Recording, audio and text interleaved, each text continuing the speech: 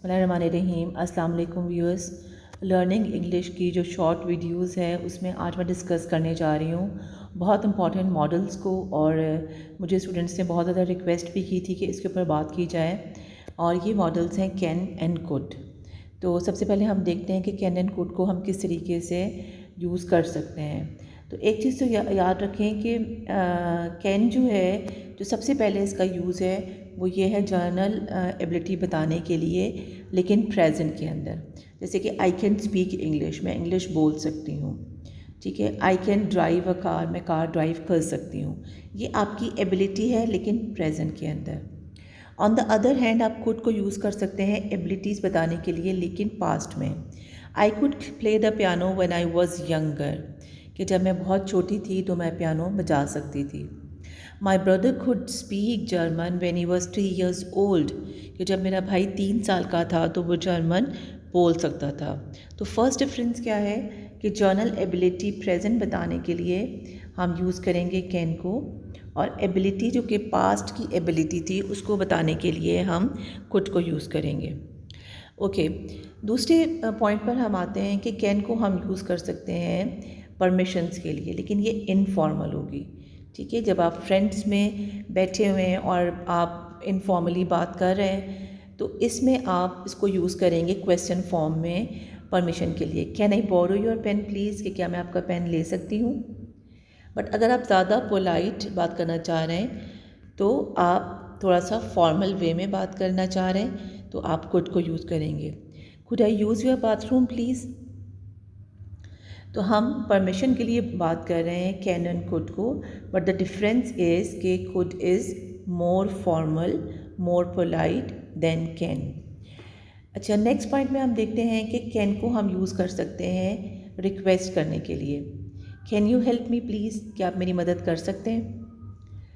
और इसी तरीके से आप खुद को भी यूज़ कर सकते हैं, लेकिन अब यहाँ पर ये ज़्यादा पोलाइट हो जाएगा, और मोस्टली जब हम एल्डर्स से बात करते हैं तो तब हम इस सेंस में बात करते हैं।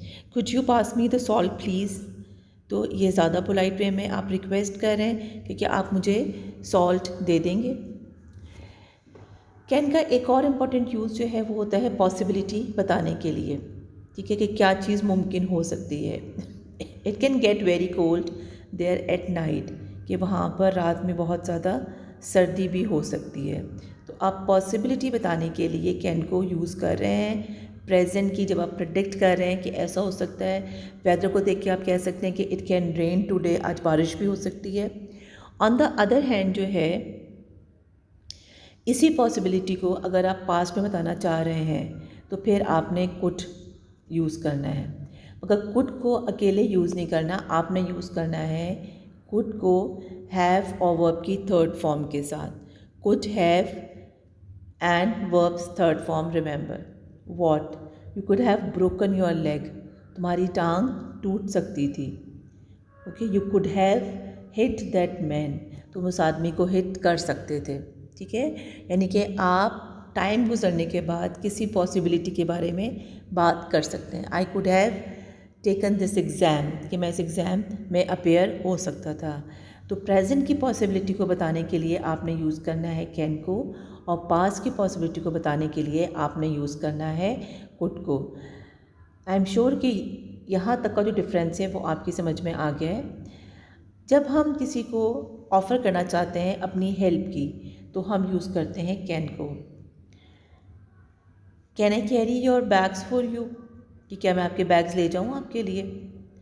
Can I tell you something, आप उसको ऑफ़र करें कि मैं आपको कुछ बताऊँ।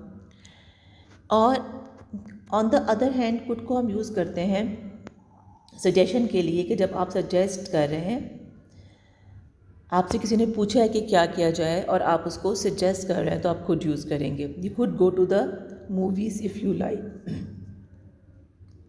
कि आप मूवी के लिए भी जा सकते हो अगर आप चाहो तो।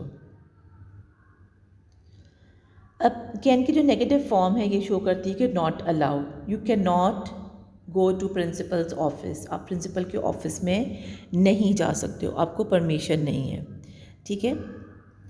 यू कैन नॉट सिट, यार आप यहाँ पे नहीं बैठ सकते।